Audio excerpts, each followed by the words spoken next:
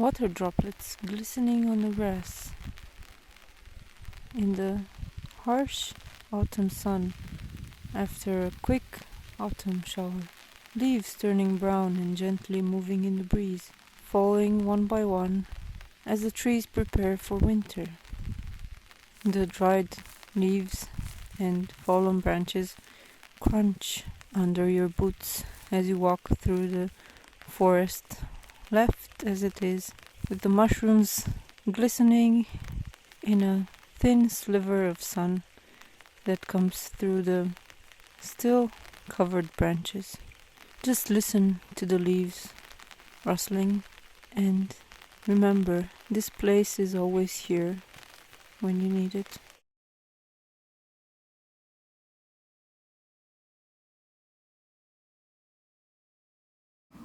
Hi and welcome to a new video in the Crochet Along With Me series.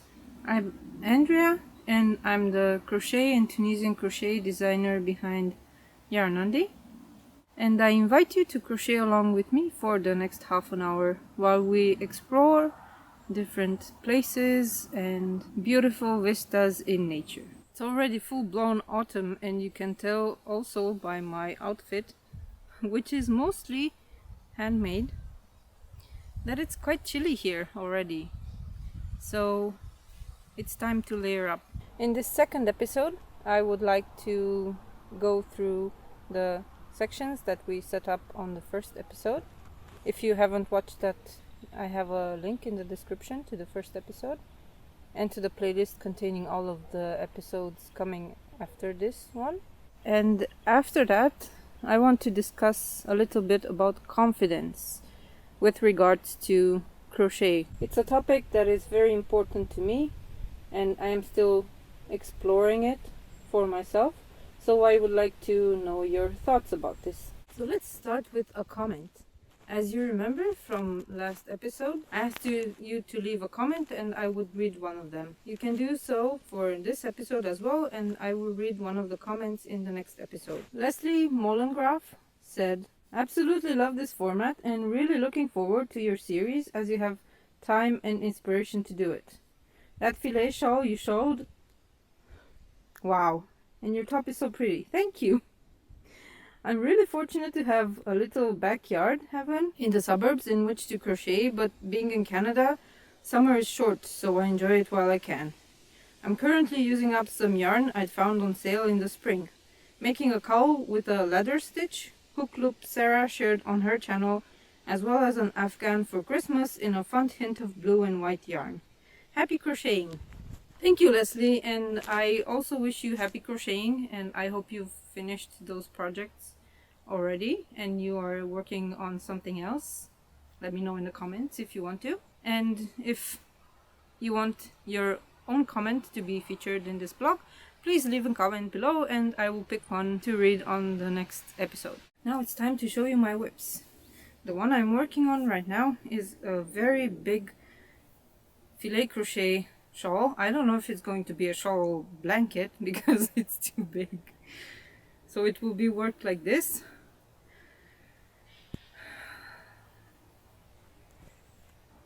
And it has about 63 squares across, which means 190 stitches per row.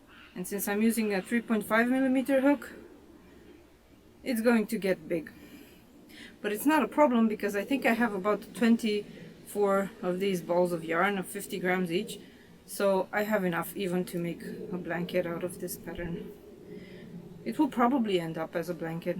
And I will probably add fleece lining to it. So it will not be a shawl.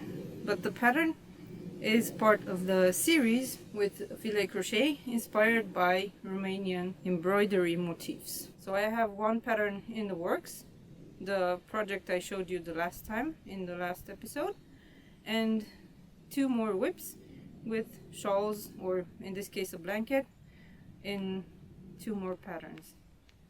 Of course there are more coming, but I have to finish them first, and these take a long time to make. But that's a good thing. It's not a bad thing, because I'm about to show you my finished objects that need to be turned into patterns, and they are a lot. Besides these two filet crochet projects, I also have a regular shawl in progress. That's going to take a while until I figure out exactly what I want to do with it. It will be kind of like a half of an orange, but with a fractal like filet pattern going up into the wedges. We'll see how that works out.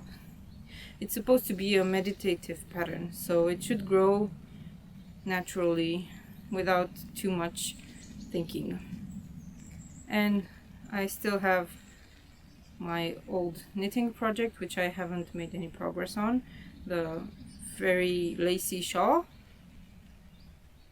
I also started a baby blanket in waffle stitch.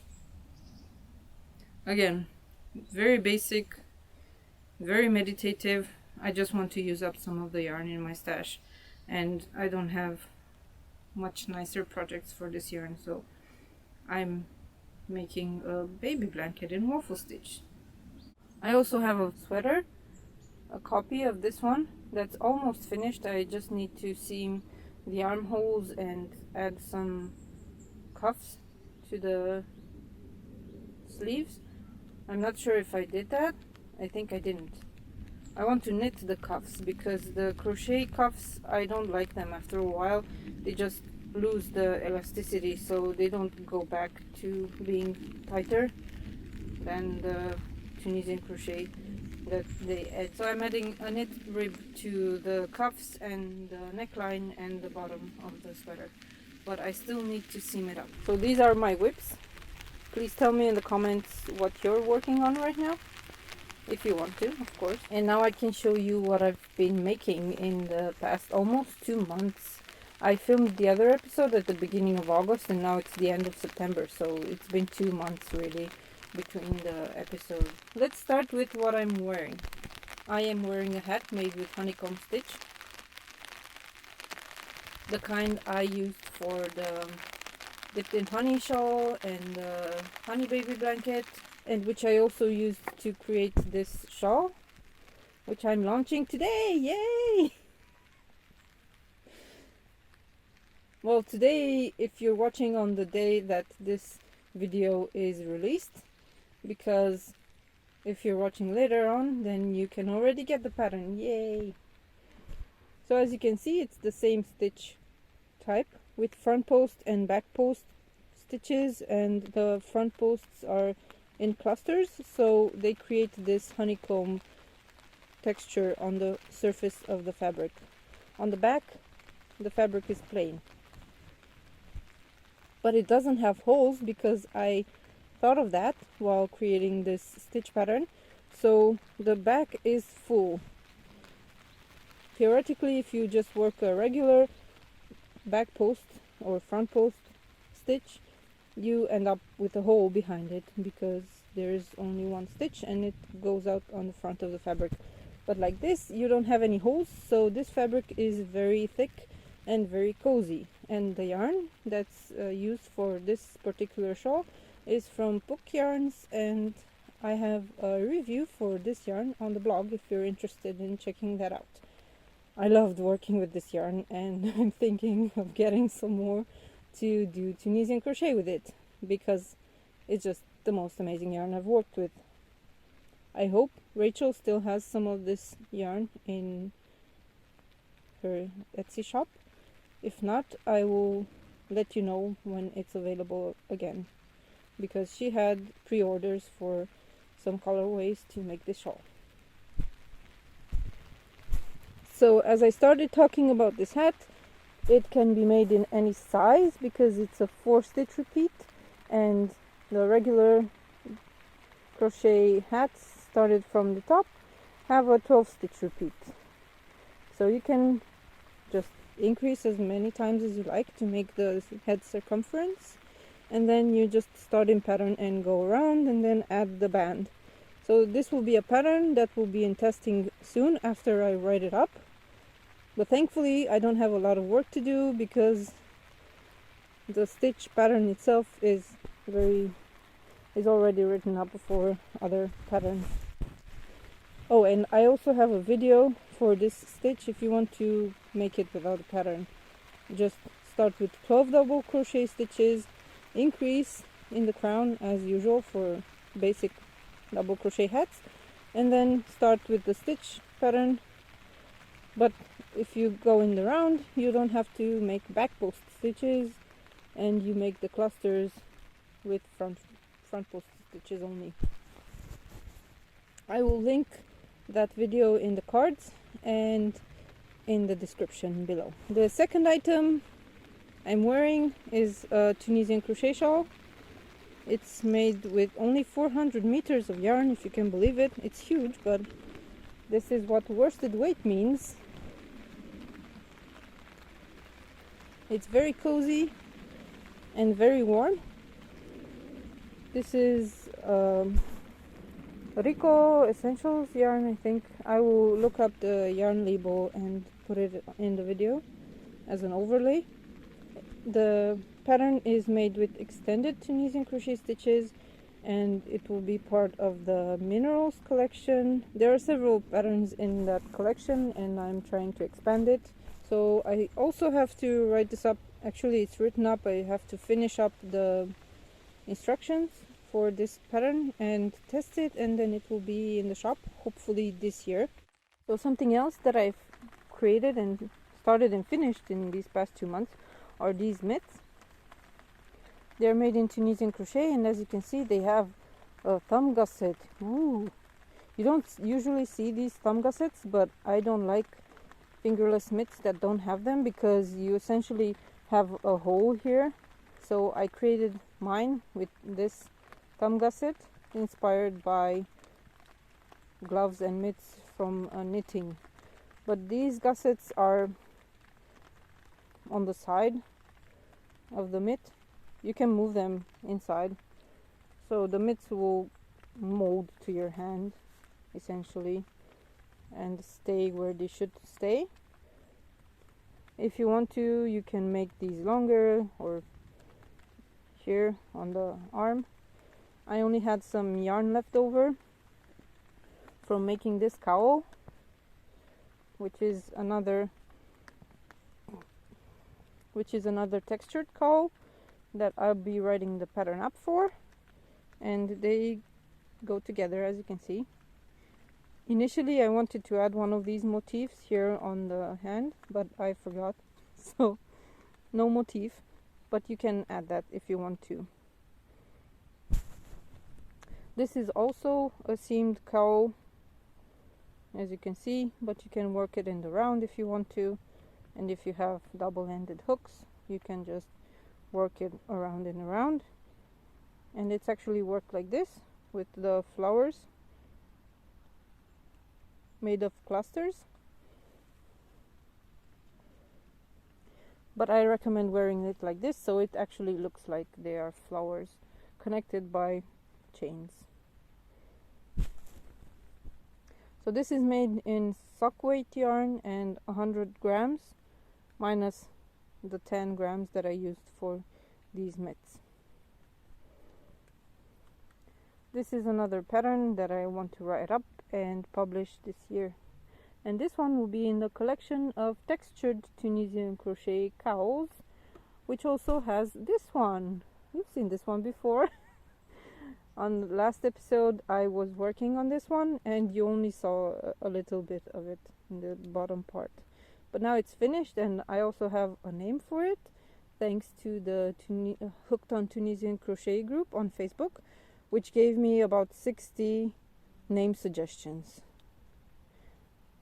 Well, I didn't use any of those names, but I did use them to come up with ideas for new cowls, which will have textured stitches on the front. So far we have 4 patterns with textured stitches in Tunisian crochet, and I will make a pattern collection after I write these 2 up and publish them. I have 3 more things to show you.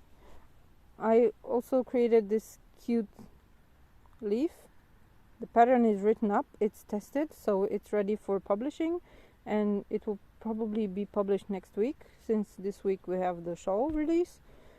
So if you're watching this later, you will probably have a link in the description to where you can get this pattern free on the blog and as a PDF. It should be part of a garland, but I didn't have time to make more than one. I will probably make some more because I have a lot of this yarn that I dyed in these autumny colors, orange and yellow. This is also Tunisian crochet and intermediate level. I mean, an enthusiastic beginner can make one as well. If you want me to make a video for it, please let me know and I will do that. But it has to be this autumn, so maybe next week if I don't have other things to do first. I also finished a baby blanket, but I don't remember when I finished it because I put it in the closet and I forgot about it. I know I worked on it during this summer, and it's also a textured Tunisian crochet stitch.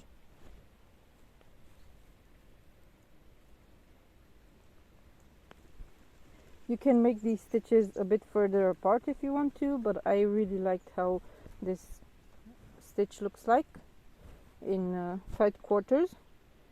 So it's going to be called something along the lines of lavender sprigs or something with lavender, because this purple part looks a lot like lavender, and I think it would look really nice in a single color. Like this, it's very cheery and colorful and you don't really see the texture that much. But this was a stash buster, so yay! I think I used about 17 or 18 grams of each color of yarn. So if you have remnants of yarn, you can make baby blankets with stripes like this, and they would be very nice if you use a textured Tunisian crochet stitch. And from all of those cowls, you can use any of the stitches to create baby blankets as well. You just need to add an edge to them. They already have the edges on the side with honeycomb on the bottom and top actually, and you need to add some extra stitches for the sides, and that's it. And now for the biggest and most wonderful project of the summer.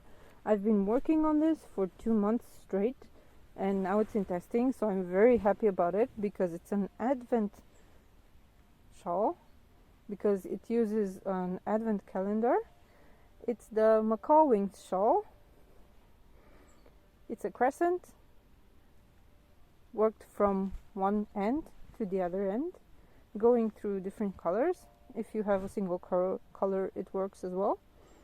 And it's not for the faint of heart because it's a lot of work, but it's very beautiful. I think. I'm biased, but yeah, I really like it. So this pattern will be published at the end of November after testing. I have 11 testers who are very excited to make it, and I hope you will be too after I publish it. It is made with the advent calendar from Puck Yarns in DK weight, almost 1,000 meters of yarn, and you can feel the weight of this yarn, but it sits on your shoulders because it has this rounded shape.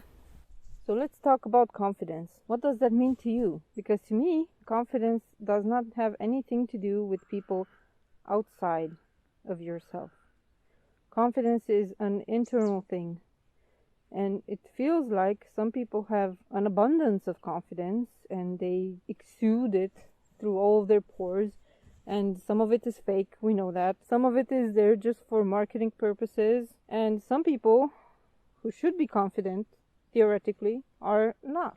I used to be extremely confident in my skills as a kid. You know I'm autistic, so I like facts and I like to be right. And if I'm not right, I like to look up ways in which I can be right. I like learning. I like fixing things. I like to know the correct way of doing things or being, or it's part of who I am. But as I grew up, that part kept being kicked on by other people. As a kid, I was bullied a lot, and I did not lose my confidence, even though that was one of the reasons why I was bullied, because I was a know-it-all, which is not correct, because I didn't know it all, and I knew I didn't, because I told people. The more you know, the less you realize that you know. Still, I had confidence, and then something happened. It was probably many things coming together, and a burning out because of my PhD, and feeling like whatever I was doing was not enough because I was doing a lot, and I didn't see much in return. I didn't really have a decent salary, so I could do whatever I wanted. And now I know it's not because I wasn't doing enough. It's because that's how things are. People who are not autistic have higher chances of getting salaries, or it's much easier for them to convince people of things, or they are much better at marketing. They are much better at selling themselves. I am not good at selling myself. I don't want to sell myself. I want to sell my work, and your work is not that impressive to most people. With regards to your own self-worth and self-confidence, it doesn't matter what other people care about. It doesn't matter what they appreciate, as long as you know your value, your worth. As long as you know what amount of passion you put into your crochet projects, and not just crochet projects, any projects. Anything that you do in this life, even just relaxing, as long as you are aware of that, that should feed your confidence.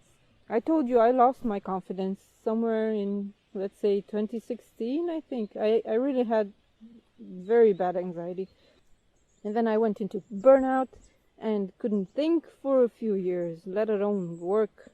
So I quit my job and I started selling my crochet patterns, which I'd been writing for a while. And I'm still jumping from thing to thing. As you can see, I have a gazillion projects that I need to finish, and I still want to start new ones, but I don't feel like I don't have any self-worth anymore. I don't feel like the stuff I put out there is stupid or useless, because that was just a voice in my head telling me that. Everyone was like, oh, this is so nice, this is so cute. I didn't feel that. I had to work on feeling that my work has value, and I have value as a human without work, without doing anything. You have value. You don't have to do things to have value. But in my case, confidence comes from doing things, because I always need to do things.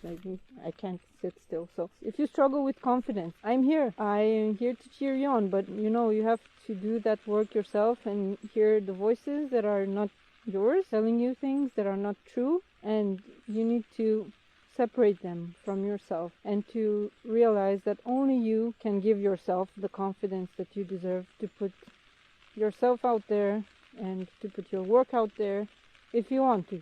I don't think we should have to seek validation from others in order to lead a fulfilling life. I think we should be able to enjoy what we have. I don't know if this has been helpful for you, but I hope it has. I've been churning on these thoughts for a long time, and I will probably speak about them again in the future, because they are very important. It's important for us to have balance in our lives. And yes, confidence is part of that balance. Confidence of getting up in the morning and knowing that you have value, and no matter what you can or you cannot do on that day or in general, you do have value. And that's all that matters. You exist, and every day is a new day. Thank you for watching this weird episode. I hope you enjoyed the rain, and I will see you in about a month with the third episode in the Crochet Along With Me vlog. Make sure you subscribe to my emails if you want to know when any of these patterns comes out, because I send out an email every week with news and testing calls and everything. So all of that happens in the email list. And if you do subscribe, make sure you confirm your subscription by going to your email and clicking on the link in the first email you get from me. Otherwise, you will not be subscribed and you will not get any of my news. So the next video, I hope, will be next week, if not on the Friday after. Oh yeah, and if you're subscribed to my emails, you get coupons for patterns. For example, you will get a 20% off coupon for this pattern, and there are 2 more coupons in the emails that I sent previously, and they are valid until the end of December of this year.